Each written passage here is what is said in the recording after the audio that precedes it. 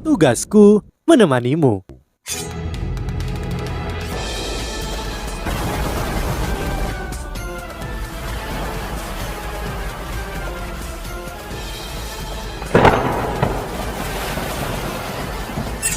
Hai sahabat Pasuk, kembali lagi bersama alur cerita versi novel Solen 2 Sekte Tang yang tak tertandingi. Jangan lupa like, subscribe, dan nyalakan tanda lonceng. Mari kita lanjutkan.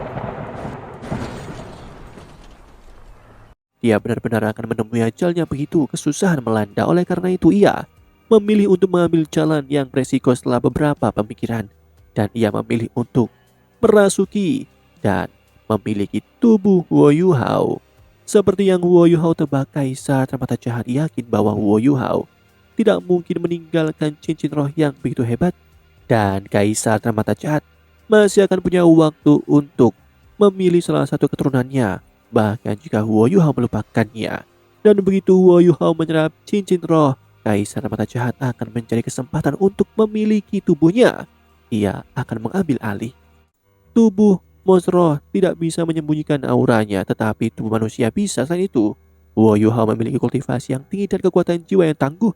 Jika Kaisar Mata Jahat dapat berhasil memiliki tubuhnya dan menyelesaikan ide jiwa ketiganya, maka dia akan benar-benar yakin bisa melewati kesengsaraan berikutnya. Dia bahkan bisa menggunakan tubuh manusia ini untuk menerobos ke alam dewa. Kaisar Mata Jahat diliputi oleh keserakahan yang hebat, dan itulah alasan mengapa ia memilih jalan yang lebih beresiko ini. Sepertinya kesempatannya telah datang dan kesuksesan ada dalam genggamannya. Karena itu, dia tidak tergesa-gesa sama sekali. Dia sekarang menunggu sesuatu terjadi pada tubuh Huo Yuhao sebelum dia akan melanjutkan serangan habis-habisan. Dia tidak ingin merusak tubuh ini, karena apa gunanya merasuki tubuh jika itu terjadi kerusakan.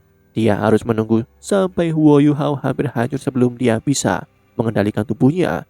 Setelah itu ia akan mengendalikan kekuatan spiritual yang kuat setelah bergabung dengan tubuh Huo Yuhao untuk mengendalikan kekuatan jiwa yang memberontak, menekannya dan perlahan menyerapnya.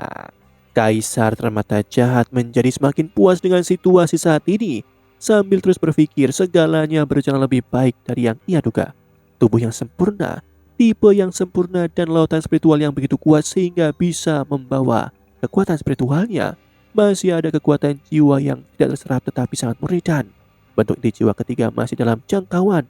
Ini adalah jenis hadiah terbaik yang bisa diberikan surga kepadanya. Bayangan hijau kebiruan terlihat di belakang Huo Yuhao pada saat ini.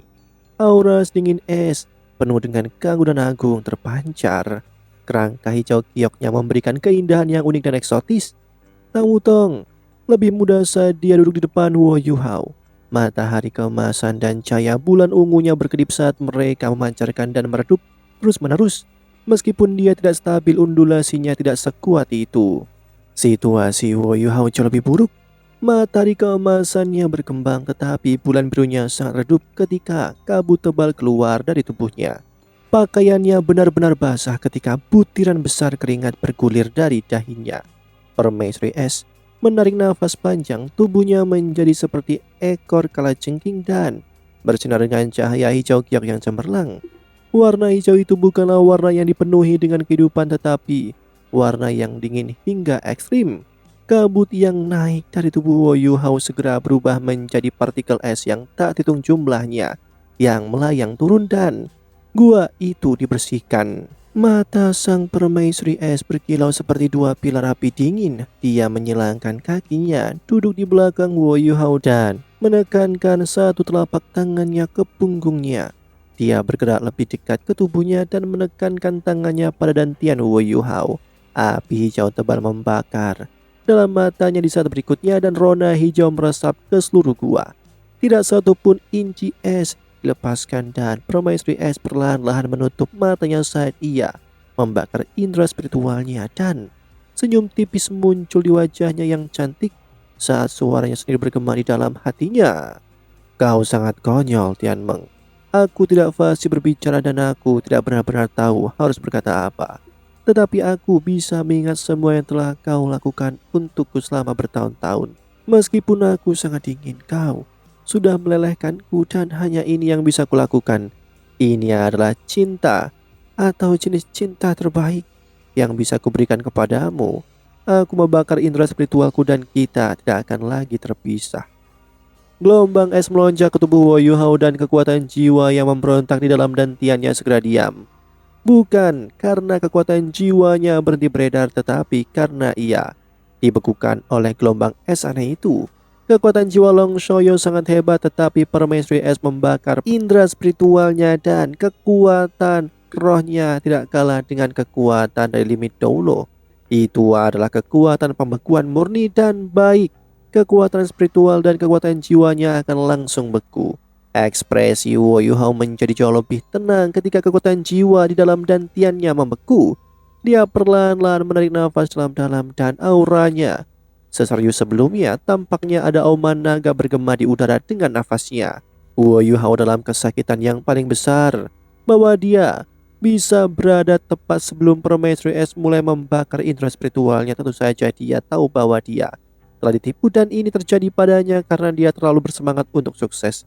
Namun dia tidak mungkin membuat pilihan lain dalam situasi seperti ini. Ketika dia memikirkan kembali situasinya, Tian Meng telah memberinya jaminan dan cincin roh 700.000 tahun begitu memikat sehingga dia tidak mungkin memalingkannya. Untungnya Tian Meng ada di sekitar. Tian Meng telah menyerap banyak kekuatan jiwa dari Kaisar Permata Jadi dalam cincin rohnya, dan Wo Yuhao hanya menyerap sebagian kecil dengan lautan spiritualnya. Ini mengakibatkan Kaisar Permata Jahat hanya mampu memobilisasi bagian dari kekuatan spiritualnya ketika bergerak melawan Wo Yuhao. Dalam upaya untuk mengkonsumsi kekuatan spiritual Wo Yuhao untuk memperkuat dirinya sendiri, Kaisar Permata Jahat hanya bisa menyerap kembali kekuatan spiritual dari Tian Meng. Begitu dia telah memperkuat dirinya sendiri sampai batas tertentu. Dengan kata lain, Tian Meng membuat proses kepemilikan atau merasuki Wo Yuhao. Dengan kata lain, Tian Meng membuat proses bagaimana Kaisar Permata Jahat akan merasuki Wo Yuhao jauh lebih menantang dan rumit. Tetapi bahkan kekuatan jiwa di tubuh Wo Yuhao terlalu keras dan sangat mengejutkan tubuhnya sehingga dia tidak bisa menahan perasaan Kaisar Permata Jahat sama sekali. Wo Yuhao mengalami begitu banyak rasa sakit sehingga dia tidak bisa melawan sama sekali. Permaisuri es yang membakar indera spiritualnya seperti tali kehidupan bagi Wo Yuhao pada saat seperti ini, dan kekuatan jiwa di dalam tubuhnya segera menetap saat dia menghela nafas panjang dan lega. Wo Yuhao mengandalkan kekuatan spiritualnya yang tangguh ketika ia menghembuskan nafasnya, dan dia menyesuaikan kembali dan mengatur kembali semua kekuatan jiwa yang tidak teratur di dalam tubuhnya.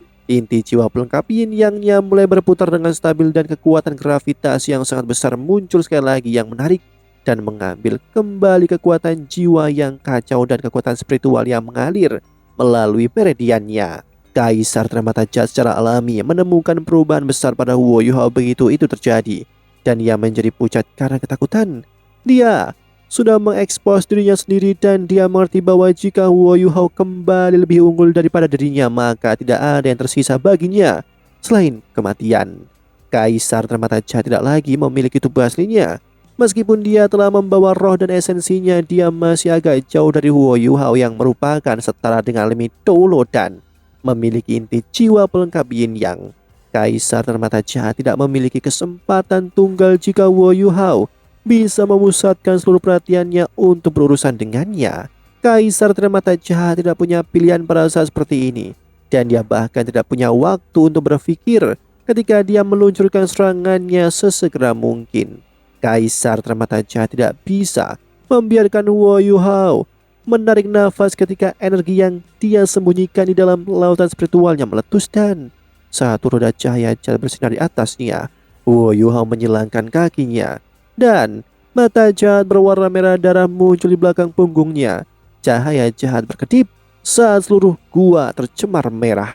Tang Wutong sudah bermeditasi. Meskipun situasinya jauh lebih baik daripada Wo Yuhao, dia harus berkonsentrasi penuh jika dia ingin sepenuhnya menyerap kekuatan jiwa besar yang ditinggalkan Ye Siswi untuknya, dan dia harus melakukannya saat meditasi. Karena itu dia tidak tahu masalah besar seperti apa yang terjadi pada Wo Yuhao. Seluruh tubuh Wo Yuhao bergetar dan mata vertikal secara bertahap terbuka di dahinya. Namun tidak ada lagi pola matahari mawar emas di sekitar mata vertikal. Sebagai gantinya ada pola merah gelap aneh yang seperti ular kecil yang keluar dari matanya yang vertikal dan mulai menyebar ke seluruh kepalanya. Sepertinya itu akan menelan seluruh tengkoraknya. Kaisar mata jahat menggunakan kekuatan penuhnya di dalam serangan ini. Permaisuri Es yang berdiri di belakang Huo Yuhao diliputi rasa takut karena dia tidak mengira Kaisar mata jahat menyembunyikan kekuatan yang begitu besar dan hebat di dalam tubuh Huo Yuhao ke titik di mana dia hampir tidak bisa menolak sama sekali. Namun Huo Yuhao akhirnya menstabilkan semua kekuatan jiwa di dalam tubuhnya dengan bantuan permaisuri es. Meskipun penderitaan yang intens membuatnya merasa seperti lautan spiritualnya terkoyak. Air laut spiritual telah sepenuhnya membeku dan retakan mulai muncul sebagai cairan yang menyerupai lava merah gelap muncul dari retakan itu. Itu dengan cepat menembus seluruh lautan spiritualnya dan tujuannya sederhana. Dia akan mengkonsumsi seluruh lautan spiritual dari Huo Yuhao. Mata jahat kaisar mata jahat yang melayang di atas lautan spiritual Huo Yuhao menjadi semakin jelas dan mencolok saat melepaskan kekuatan penuhnya dan berusaha untuk mengkonsumsi lautan spiritual Huo Yuhao. Mata jahat bisa mengkonsumsi inti jiwa spiritual Huo Yuhao begitu selesai mengkonsumsi lautan spiritualnya, dan ketika itu terjadi, Kaisar mata jahat hampir bisa mengendalikan seluruh tubuh Huo Yuhao. Kaisar mata jahat memiliki 700.000 tahun kultivasi dan dia percaya itu tidak akan sulit untuk mengandalkan atau mengendalikan kekuatan jiwa yang kejam. Huo Yuhao berada dalam posisi yang sangat tidak menguntungkan dan dia hampir tidak bisa menolak sama sekali. Kaisar mata jahat sedang mengkonsumsi sebagian besar lautan spiritualnya dan kekuatan jiwanya sendiri baru mulai stabil. Pusaran air bercampur dengan kekuatan jiwa dan kekuatan spiritual bergegas muncul serta menuju ke lautan spiritualnya. Tetapi asal spiritual dari Kaisar mata jahat terus menghalanginya dan tidak membiarkan Huo Yuhao memulihkan dirinya sendiri. Tujuan Kaisar mata jahat sangat tepat. Dia ingin mendominasi lautan spiritual Huo Yuhao dengan segala cara. Ketika itu terjadi dan jika dia bisa menangkap inti jiwa spiritual Huo Yuhao, dia bisa mengurangi kendali Huo Yuhao ke level terendah. Segalanya akan menjadi lebih mudah. Huo Yuhao mencoba menerobos beberapa kali sebelum dia tiba-tiba berhenti. Dia diam-diam menyesuaikan kekuatan jiwanya dan mengendalikan rotasi dua inti jiwanya. Dia tampak seperti menyerah pada lautan spiritualnya dan itu membuat Kaisar mata jahat sangat terkejut. Apakah anak ini tidak menginginkan lautan spiritualnya lagi? Warna merah gelap terus-menerus menutupi bidang besar dari lautan spiritual Huo Yuhao. Bola merah gelap juga membentang ke lebih banyak tempat di wajahnya dan ekspresinya tampak tidak wajar secara menyeramkan. Sosok permaisuri es di belakang Huo Yuhao menjadi semakin ilusi. Meskipun kekuatan pembekuan yang dihasilkan dari dia membakar indera spiritualnya, setidaknya bisa memastikan bahwa kekuatan jiwa dalam dantian Huo Yuhao tidak akan menyebabkan dia kesulitan untuk saat ini. Seluruh proses sangat lambat. Hari berganti malam dan malam berganti siang, sementara Huo Yuhao menghadapi ujian hidup dan mati. Kaisar mata jahat menjadi semakin bersemangat. Dia bisa dengan jelas merasakan bahwa perlawanan Huo Yuhao menjadi semakin kecil. Dia tidak akan membutuhkan terlalu banyak waktu sebelum dia bisa mengendalikan seluruh lautan spiritualnya. Dan ketika itu terjadi, Huo Yuhao tidak akan memiliki kesempatan untuk membalikan keadaan. Huo Yuhao tampaknya sama sekali tidak menyadari fakta ini. Dia hanya menyalurkan kekuatan jiwanya dengan tenang dan dia sudah sepenuhnya menarik semua kekuatan jiwanya yang tidak teratur dan menggabungkannya kembali ke dalam dua inti jiwanya. Dia bahkan bisa menyerap beberapa kekuatan jiwa yang telah dibekukan oleh permaisuri es dan dia menyatu ke dalam inti jiwanya. Dia berkultivasi pada saat yang sama dan membiarkan kekuatan jiwa inti pelengkap yin yang untuk memberi makan tubuhnya dan untuk memperkuat dirinya sendiri. Aura yang dia keluarkan menyerupai seseorang yang bersiap menerobos untuk menjadi demi Doulo dan untuk membentuk inti jiwa ketiga. Dia tampaknya benar-benar mengabaikan keberadaan Kaisar mata jahat. Kaisar mata jahat cemas tentang hal itu karena yang tidak diketahui akan selalu paling menakutkan. Tidak ada makhluk hidup yang secara sukarela melepaskan kendali atas tubuhnya sendiri. Jadi pasti ada sesuatu yang salah karena Huo Yuhao tidak mengganggu usahanya untuk mengendalikan lautan spiritualnya, tapi dia tidak mungkin bertanya padanya dan Huo Yuhao tidak mungkin menjawabnya bahkan jika dia bertanya. Karena itu ia menjadi sangat berhati-hati ketika terus mendominasi lautan spiritual Huo Yuhao. Tetapi perhatian ekstra ini membuatnya melambat lebih banyak. Dia takut, takut akan apa yang tidak dia ketahui, dan takut akan apa yang akan Huo Yuhao lakukan. Demikianlah kisah untuk kali ini. Sahabat Pasuk, jangan sedih, jangan bimbang, apalagi galau.